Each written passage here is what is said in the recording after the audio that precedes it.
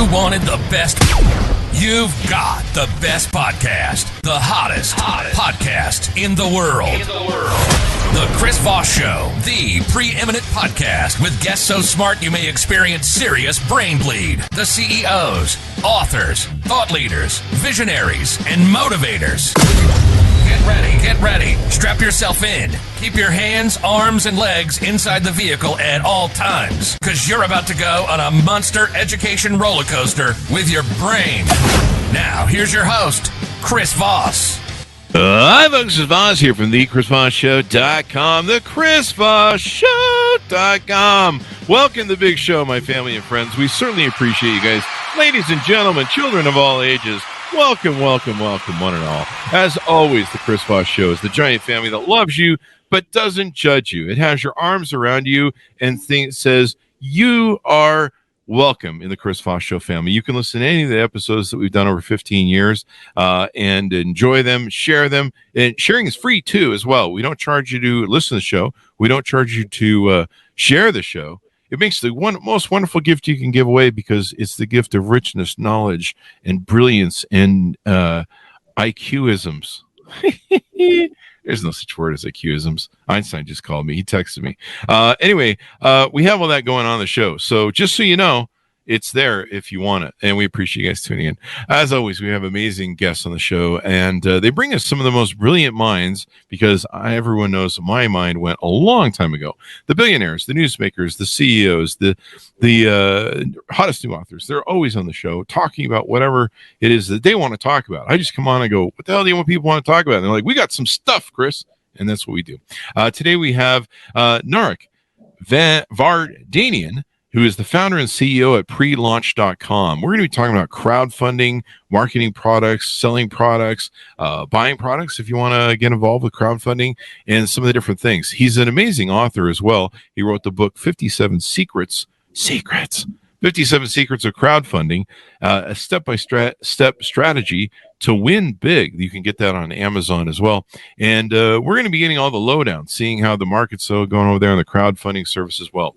Narek is a serial entrepreneur, author, and keynote speaker. He speaks about business-related topics, about management, growth, culture, and leadership, my favorite topics. Together with his team, he is on a mission to create an ecosystem where all impactful innovations thrive. It contains service, software, and media companies to help innovators and creators succeed. Among them, prelaunch.com is a product-driven fit testing platform that helps creators validate their concepts and ideas through a unique, trusted methodology. I flunked second grade. Before actually launching their products into the markets. It helps save hundreds of thousands of dollars and years of product development. And he's also the bestseller of the Crowdfunding Secrets book we aforementioned. And he's been featured in Forbes, Bloomberg, and TEDx. Welcome to the show, Narek. How are you? Hey, Chris. Thanks for having me. I'm doing great. Awesome sauce. It's wonderful to have you as well. So give us your .com. I've kind of already plugged it a little bit, but give us any other .coms or wherever you want people to find you or get to know you guys better on the internet. It's narekvardanyan.com, actually, or prelaunch.com. There you go. Want to launch an interesting product.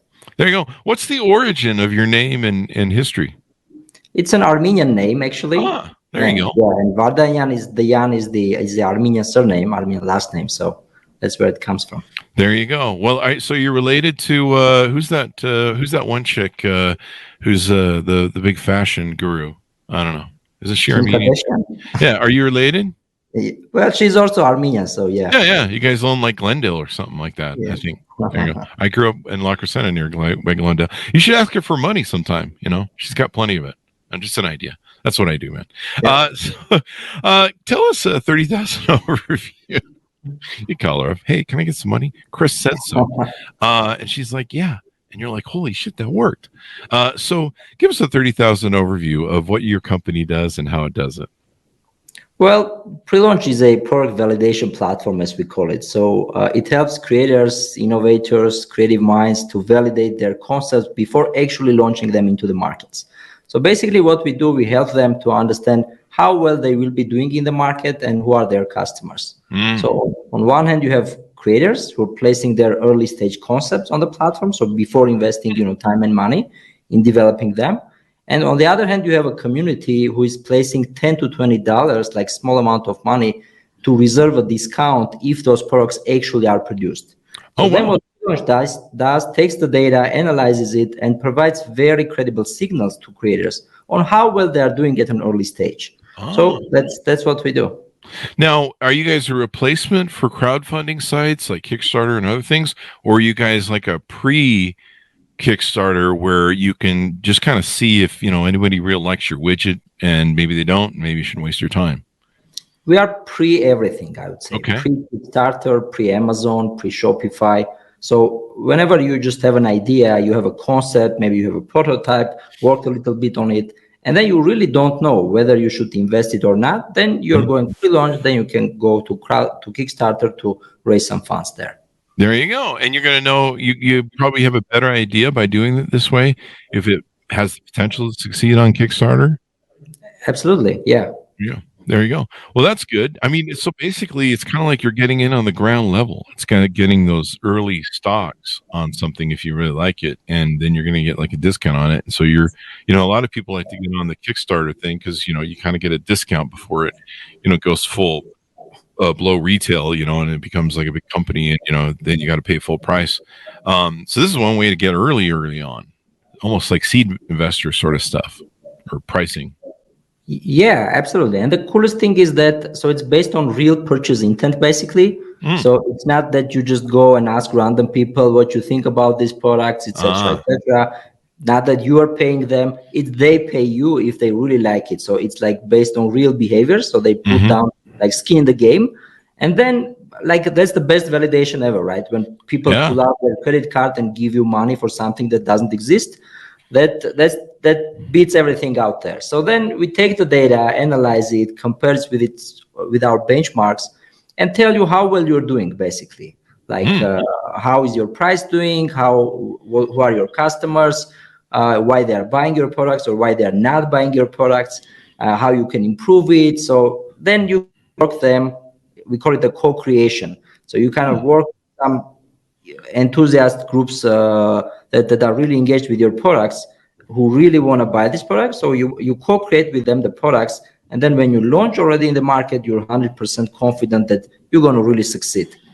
This is really interesting too. You guys help give feedback and analytics on how to discover insights about your audience, and you may find out the people that are interested in buying your product are very different than maybe what your original thinking of target was.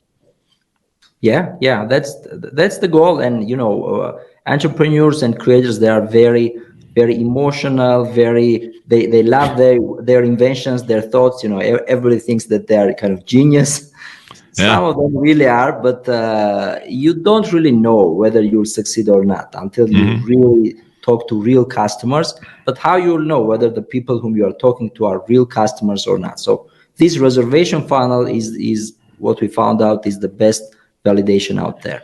There you go. And the market really is, and the consumer really is a good indicator. I mean, I guess sometimes it could be a business if you're doing B2B, but the market is a good indicator of where you want to go. I think I talked about it in my book, but there were times where we thought, okay, we're going this way with this new company we're launching, and here's our business model, and we're going that way. And then after tripping into some other industries that were like, hey, we really would like your product, and you're like, really? Because we were just going to go that way, but I guess if you want to pay us, we'll do some of it your way. And then finding out that it was much more profitable to go that way, and there was a lot more business and money at that way, and a lot less competition because it was an untapped market, and that saved us because we ended up in a much better place. And so sometimes you, as an entrepreneur, you think you're going one place with the market, and you end up going someplace else. And so getting that feedback early on, just saves you time, money, research. You're not $10 billion in investments and R&D down the road, and then you're like, we got to go someplace else, but we don't have enough money to do it. A lot of entrepreneurs don't have that money to do that change up. No, 100%. That's typically what's happening on pre-launch, and how creators are pivoting with the insights that they are getting, right? So what's happening is that they're ending up getting a totally new product sometimes. Like we had a couple of recent interesting stories where somebody launched a product, people for some reason don't like it. Then they gradually work with them, changed it, transformed it, changed the materials, changed the positioning, basically everything, even the name. And then like after working with them like about 8 months or so, they launched it and already knew that the metrics are good. So it was a really big success. There you go. And then you're throwing better money after good stuff instead of throwing bad money after bad stuff. And there's nothing worse you can do, because usually you're on a limited timeline with funds and you're like, hey, we got to make this thing work or it's game over and we got to get it going on. And so we've got a limited amount of energy, limited amount of funds for startup funds, and your burn rates, eating you up on what it takes to create something. And so I love this concept. So people in the audience that are out there listening, they can join your website and be able to browse all these different offers that are out there in the marketplace, in your marketplace. Yeah. So, and on the other hand, it's also pretty interesting, like for the community and early adopters, as you say, right? So you're able to join your favorite brands and discover their coming soon products at an early stage.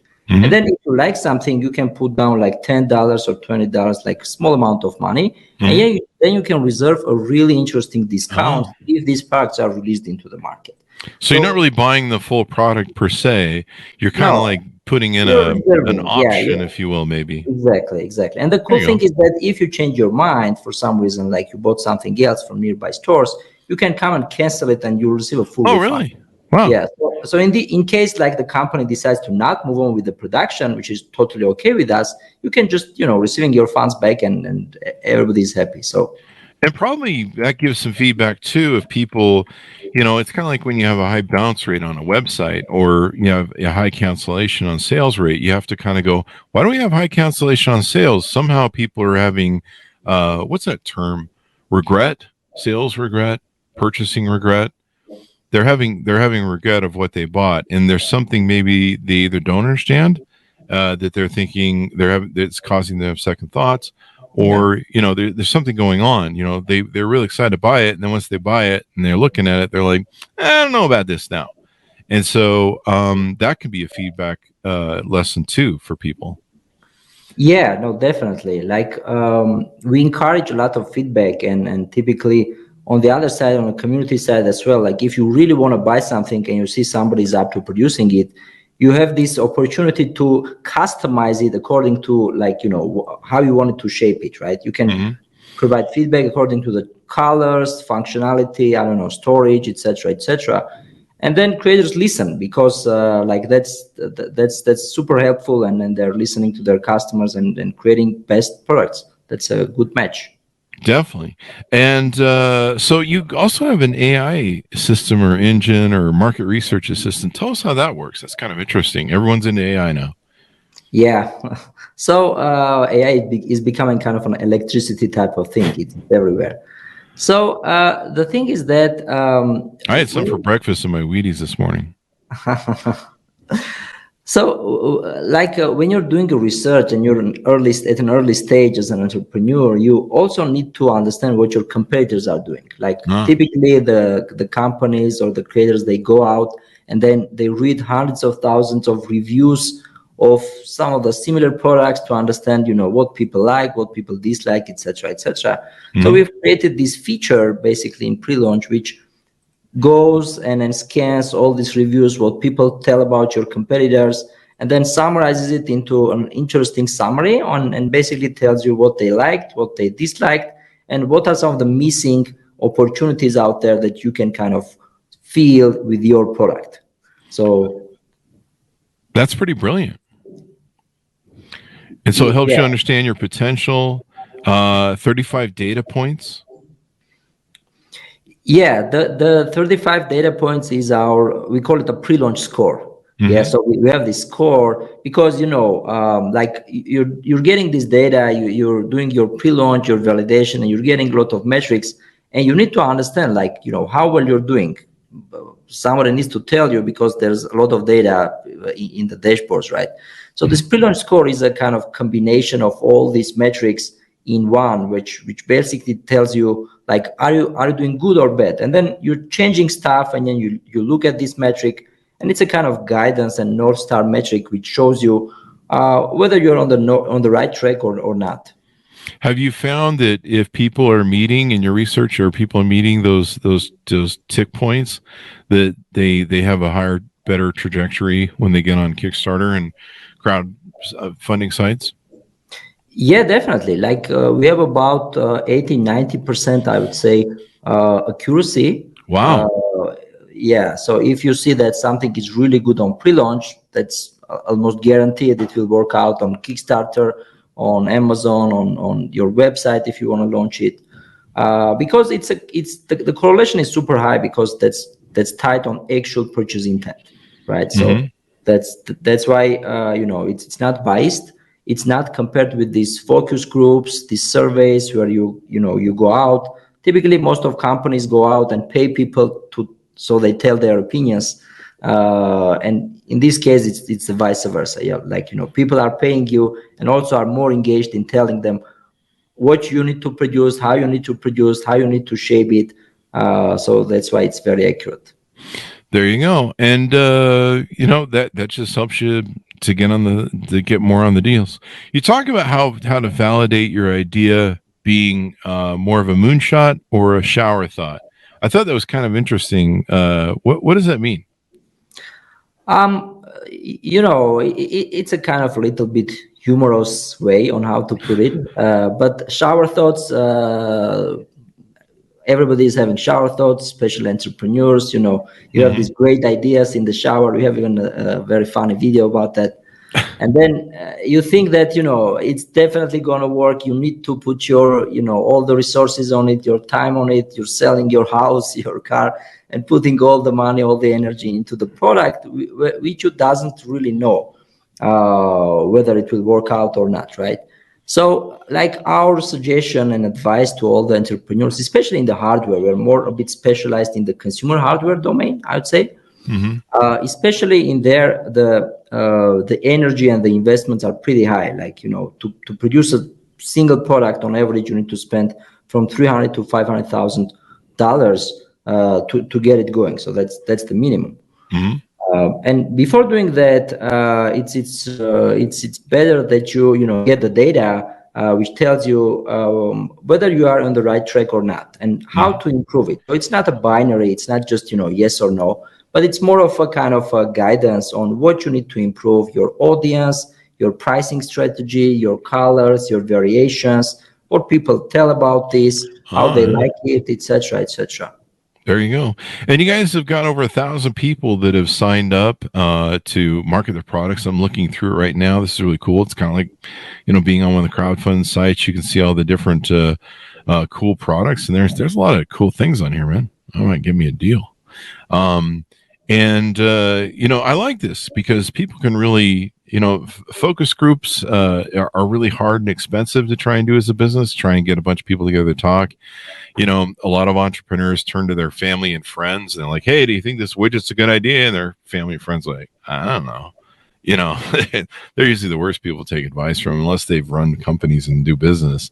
You can call, you can't. And sometimes if you have a really good idea too, you got to worry about people stealing it if you tell them about it. So sometimes it's better to get closer to market. Now, do you want to tell us how you guys work? I mean, is there a lot of fees charged up front that a company that might want to test out their pre-launch with you guys, or do you guys take a portion of the sales on the back end, or how does it work?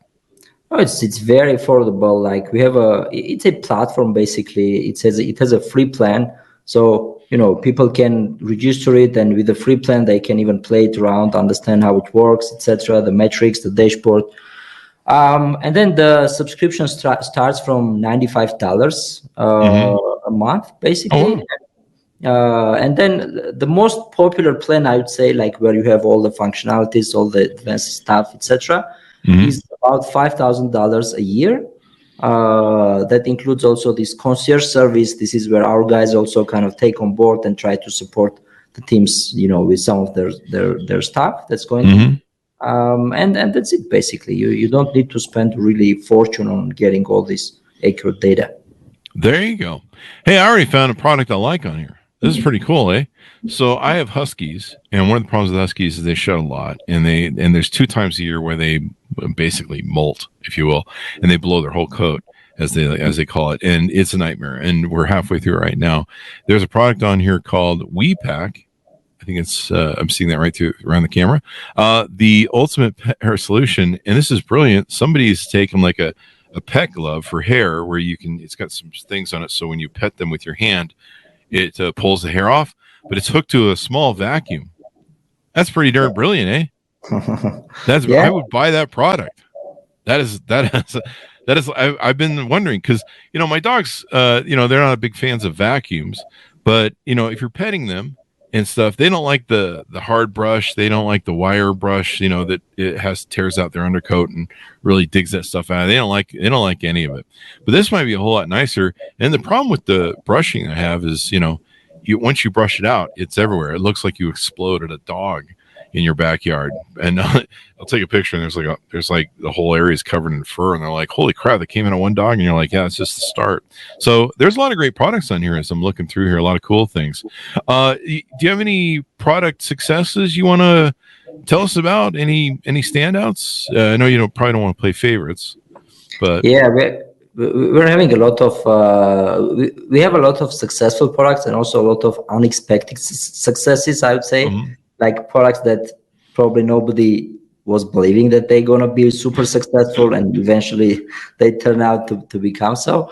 So one of the recent cases that we had was an electric motorcycle by former Harley-Davidson senior engineer, Eric Buell. This is a legendary person, pretty much the most famous guy in the motorcycle. Like really, really big brand there.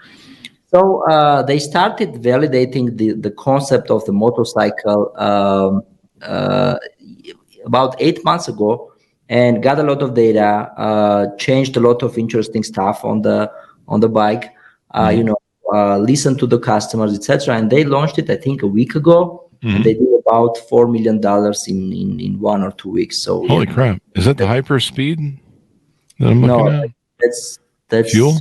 Fuel, yeah, that's Fuel folded, the ultimate fat tire bike.